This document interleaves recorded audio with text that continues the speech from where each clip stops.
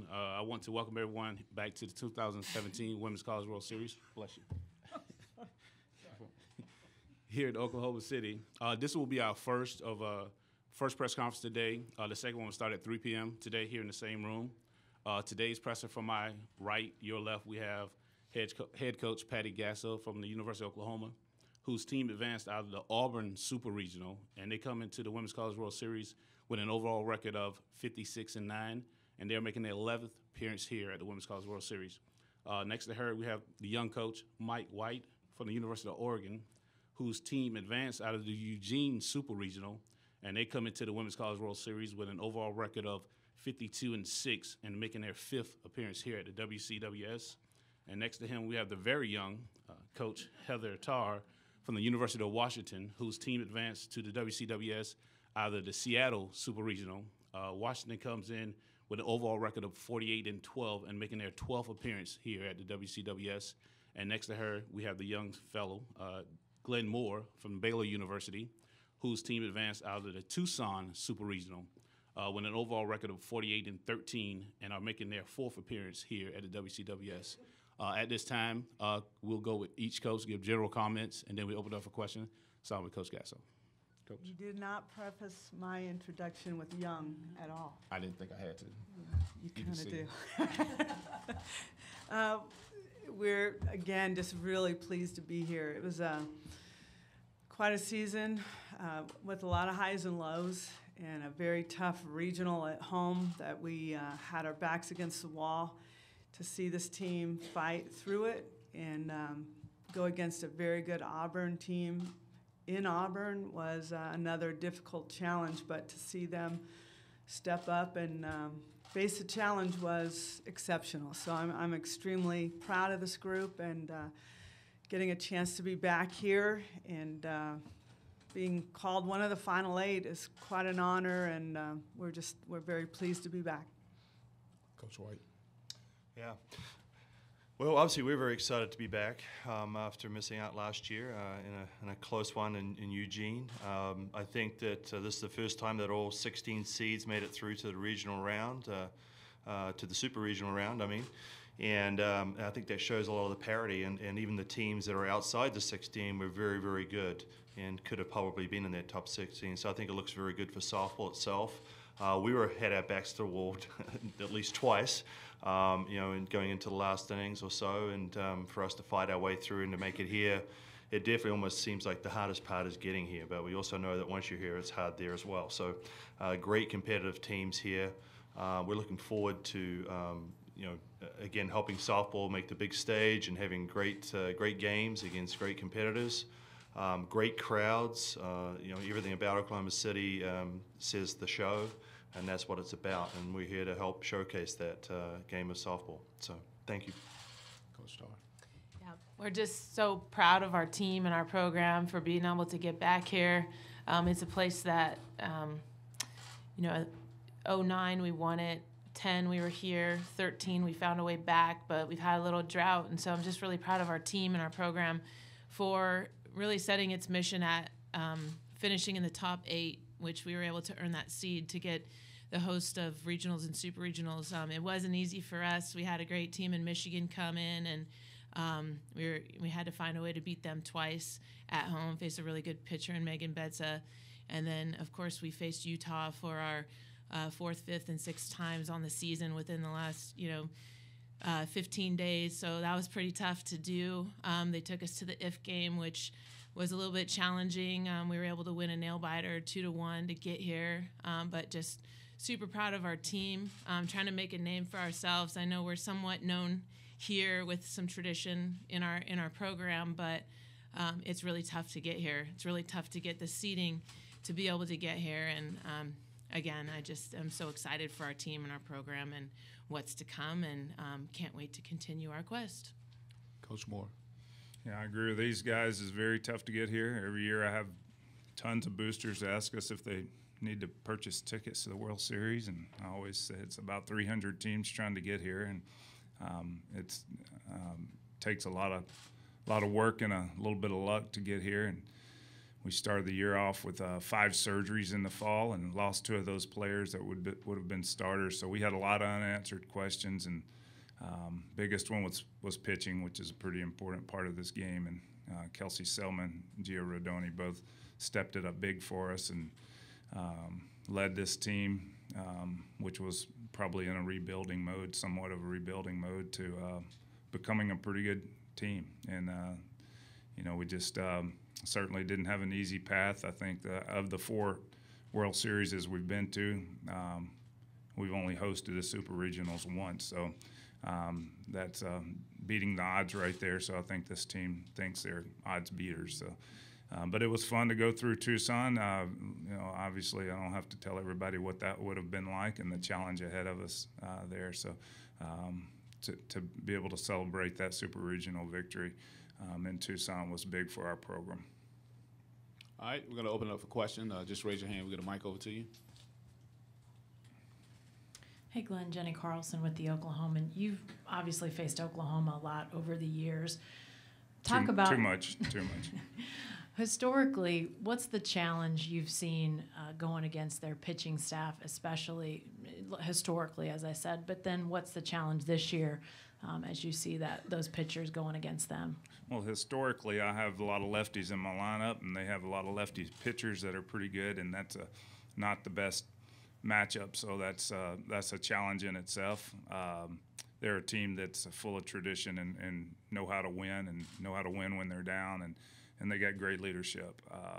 There's never going to be an easy game against them.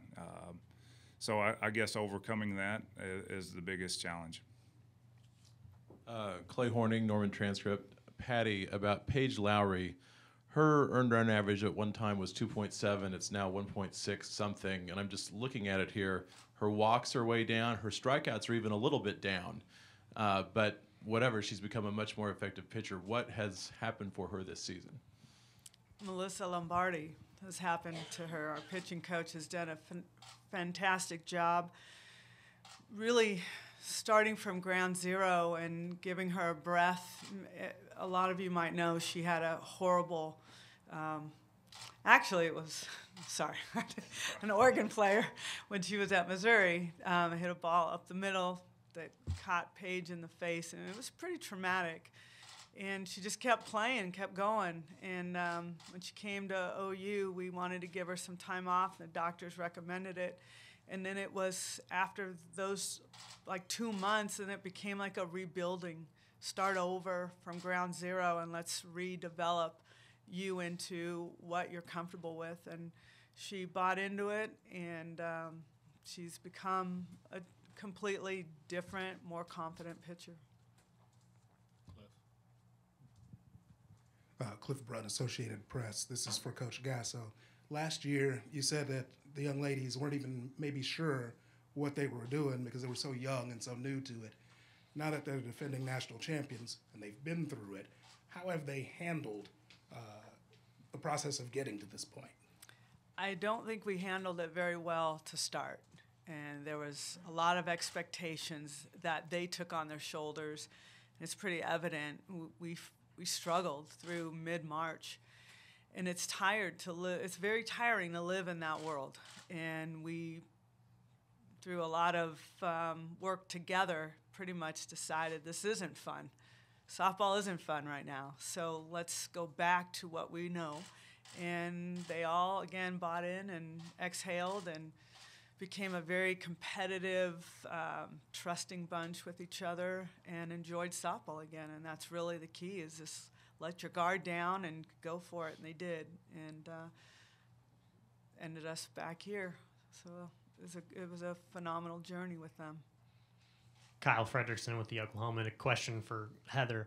I saw on social media recently that Holly Rowe had posted a photo of a poster board she'd received from your team with signed messages of encouragement with her battle with cancer.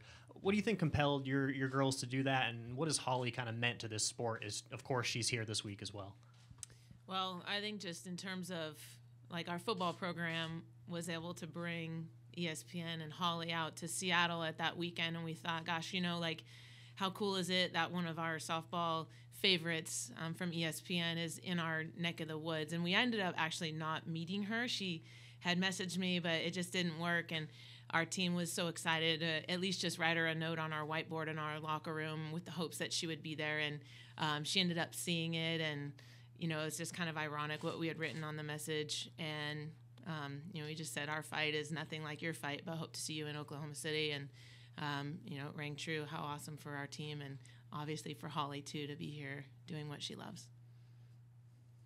Joey Helmer, OUinsider.com. For both sets of coaches, what are your thoughts on just the familiarity between the teams and having conference matchups in these games? We'll start with Coach Gasso. Talking to Glenn, I don't think either one of us are thrilled to see each other this early. We're just thrilled to be representing the Big 12 when we don't get a lot of attention. So I think we're both pretty thrilled to be here. That in tunes where I would say we might talk about restructuring or reseeding once teams get here and try to avoid some of this, but it is what it is, and I think both of us are, like I said, just proud of our teams and ready to get going. Coach White. Yeah, I think it's something that you'd like to avoid if you could, but I know back in September at the Pac-12 coaches meeting, we really, as a group, wanted to see more Pac-12 teams back at the Women's College World Series. We almost had 4. If it wasn't probably a super regional matchup, could have had 5. But you never know. But it was exciting for our conference to have more than 1 or 2 teams here for sure, and having been 3 of the 8 is great for our conference, and hopefully we can represent well. It's unfortunate we do play each other the first round, but those things happen. I'd much rather be doing it here than not be here. So it is what it is, and we just got to go out to make the most of the opportunity. Coach Tarr. Well, I think if you look back in history in terms of, all of our conferences, there have been a lot of times where you've seen these early matchups. And I remember just as a player experiencing, you actually almost didn't want to win the Pac-10 at the time because, kind of like set you up for maybe peaking early. And so you end up, facing maybe a UCLA, our program, or an Arizona in the College World Series first game out. And so I think it just kind of, it's awesome to see the greatness kind of rise to the top, and eventually you're going to run into each other if you're doing a good job. So like he's saying, it is what it is, and it's a game, and we all get to play and get to see what we got when it matters. Coach Moore. I think 3 of our 4 appearances we've started with a conference foe, and certainly not the way you would draw it up if you had to pick, but I certainly don't want to pick from this group of teams either. They're all quality teams, and it's just going to be some great softball this week. John McKelvey with the Norman Transcript. I just had a question for Mike and Heather. When you look at this field, there's 3 double-digit seeds, but you have OU and LSU as 2 of those, and those are 2 of the most storied programs in history of softball. What's that like, knowing that these teams pulled the upsets to get there, but they're still, plenty powerful themselves? Coach Tarr. I just think, we've been here in that position before too. 2013, we beat Missouri. We were the 13 or whatever we were at the time, but those programs have every chance to be here that everybody else does, and I think that they should be here. So whether they were seated and maybe the underdog or came from, the bottom and got to the top, like they're just as good as everybody else. So I'm not surprised that those teams are in it. The seeds come from over the body of work of the season, and we all know it's what happens at the end. I think if you look at Oklahoma last year, they didn't start off great, but man, they were the best team at the end, and they're starting to do the same thing this year, and I think that's what we all want. We all want to peak at the right time on the big stage, and that's what matters the most. So the seedings right now, there are no seedings. It's just we've got opponents, and whoever plays the best on the day is going to get the next game, and that's what we want to make sure we try and do, play the best on the day. Yeah, Glenn, Barry Trammell with the Oklahoman. Baylor Athletics been in the news a lot the last couple of years for things you don't want to be in the news about. But your golf team made the Final 4 or Final 8 yesterday. Your tennis team's great. The basketballs have continued. You're in the World Series. What have you guys done in Waco to make sure that that scandal didn't affect your program, and you guys were able to not just keep going but excel and get better? Well, I think we've become the model school for correcting the mistakes we've made, and it'll be a shame if other schools that are making the same mistakes that we made don't follow that, and that if the national media just focuses on Baylor instead of the other schools, because we have an opportunity to correct those mistakes nationwide or make a great effort to do that.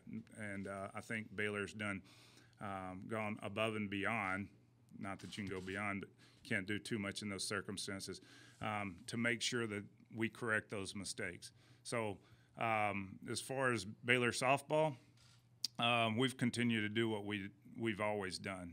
We took the team to Denham Springs, Louisiana, and helped out. I didn't see any national media there filming any of that. Spent several days down there during the flooding. We're headed to Ghana, Africa in December. Goodwill events that we don't publicize because we're just doing what we do and Baylor has done all along. But typically they focus on the negative, and I understand that. So I hope my desire is that there will be focus nationwide on the cultural issues that we have going on in our society rather than just attacking Baylor.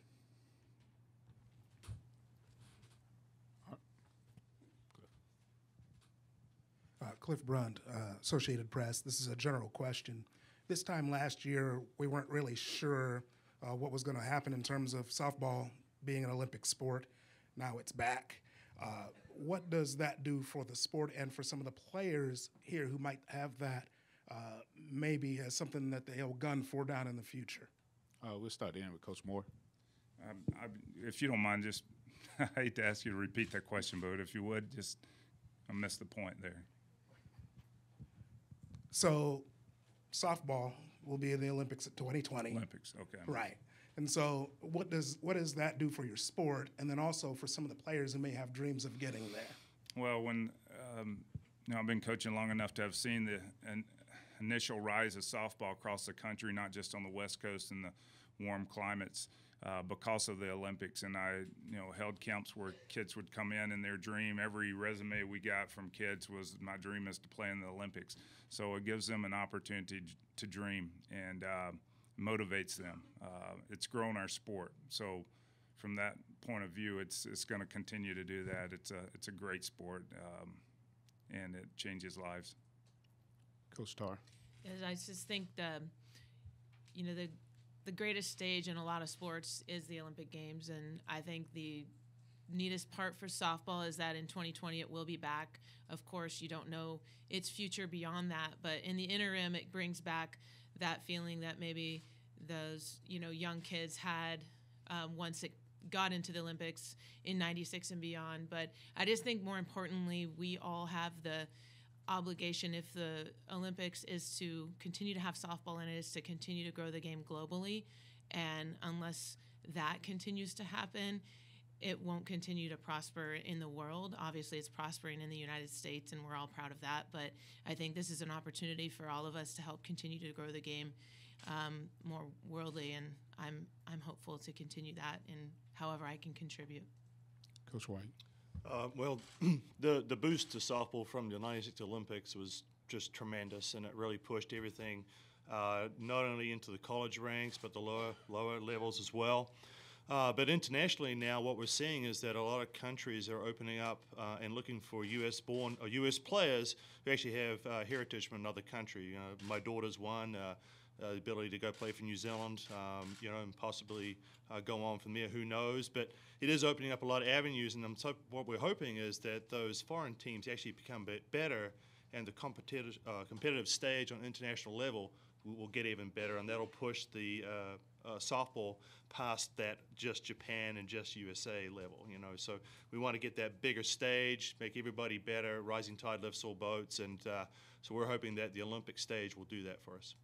Coach Gasso. Agree with all. Just the dream that kids get to dream again, representing your country, is a dream of anybody. So especially now, it just seems like there's more to represent and more pride in wanting to. So the dream's back, and I couldn't be more thrilled, as all of us coaches could tell you see the little kids come to your camps, know that that's what they're shooting for. It's a great thing for our sport. This question's for Coach Tarr. You guys have been known for swinging the bats really well all season long, and then specifically in the last game against Utah, you guys win kind of a grinded out, low-scoring affair. Does that give your team a lot of confidence heading into this tournament? I think our team has gone through like a 3-year progression where we had to find a way to overcome our pitching for a couple years. After we graduated 2 good arms in 2014, so 15, 16, we were just finding ways to maybe overcome some of our young pitching or lack of pitching. So our offense is somewhat regulating to, feeling the pressure of not scoring 8, 10 runs. It's okay. We need to pitch. We need to play defense.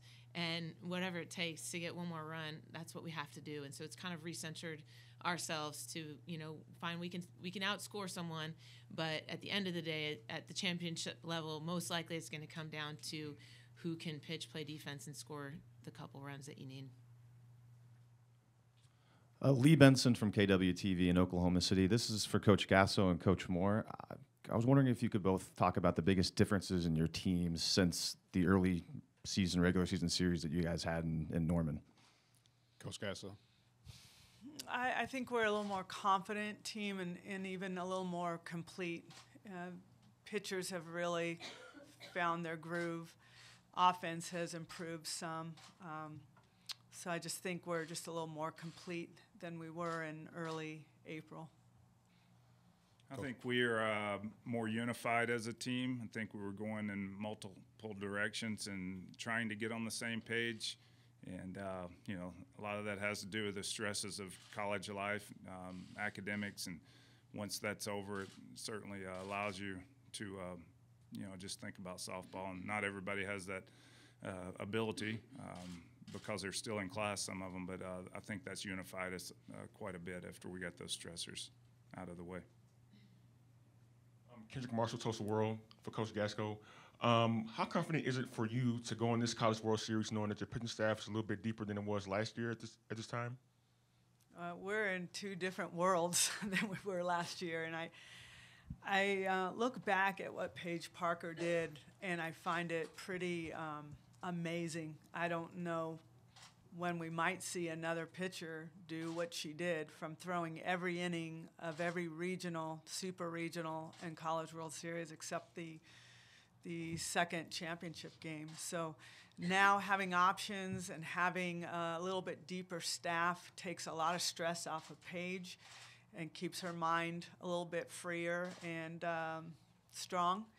And I think our team feels that as well. They don't feel like, we got to keep doing, we got to, kind of on what Heather was saying, just feeling like you have to score because Paige is going to run out of gas. So, we're talking about a completely different style now that we have confidence in everybody who can come in and throw a pitch. And I just don't want to mess that up. With Paige, it's like, you do it. This is you. I can't mess this up. You're the only choice we have. Now there's choices, so we need to be calculated and smart in what we're doing. Kyle Fredrickson with the Oklahoma. And a question for all the coaches. This is an event that's been held in Oklahoma City for a long time now. This facility that they've had has also evolved over those years. Just in terms of comparisons to other stadiums that you play in, other venues, how does this compare? What are some of your favorite aspects of the stadium and the facility here? And is there anything that you'd like to maybe see changed or updated in future years? Coach Moore. Oh, man, I tell the girls every year, this is the center of the universe for the softball world, and the atmosphere probably supersedes anything facility-wise, but the facilities are phenomenal, and field's great. I heard last night we're, over the next couple of years, adding seating, so that would be the one thing I would say that we need for the World Series is more seating and an air condition, maybe a dome. But other than that, this is a great venue. Coach Tarr. It's just selfishly for our program, not possibly having a senior class that got to come here, and this senior class found a way to get their group to come here. It's like Disneyland for softball. It's the mecca of softball. And to be able to show them the progressions of how it's, it used to look when it was just grass on the sides and, you know, just a little white fence and really nobody in the outfield, to literally, like he's saying, like adding that second deck and then having them go see the Hall of Fame museum and then go downstairs and see like the tradition and the history of college softball. Like, it's just the coolest place to be, and I'm just so excited for our players to be able to experience it. Coach White. I guess one of the best things about coming back is you get to see how it improves each time, and just the little things sometimes can make a big difference. You know, just the hotel situation, having 8 different hotels is pretty nice. Makes it a little, especially for the teams that are still in school, less distractions. You know, I think that's pretty good. Try to keep things normal. As far as the playing surface goes, it still gets pretty dangerous in the first and third base dugout, so I'd like to see a net that protects the players. I think that's something that should happen. Coach Gasson. I've seen some great improvements throughout. Now adding, I thought, a locker room attached to your dugout where we didn't have to use the porta potties in your dugout, but you could go now into a locker room with bathrooms, and a meeting room attached to the dugout was very important. So I've seen some great improvements. What's hard for me is being 30 minutes away. People think that I work at the Ticketmaster and can give them free tickets and free parking passes, and I think we get the toughest happens against us, thinking that we're trying to work deals. It's hard sometimes, but I'm not complaining. I'm happy that it's close to home and the Sooner fans get spoiled by that. So we're pleased about it. So you're saying you don't have tickets to the game? I don't have parking for you. I do not. All right. Are there any other questions at this time? If not, coaches, good luck this week and thank you. Thank you.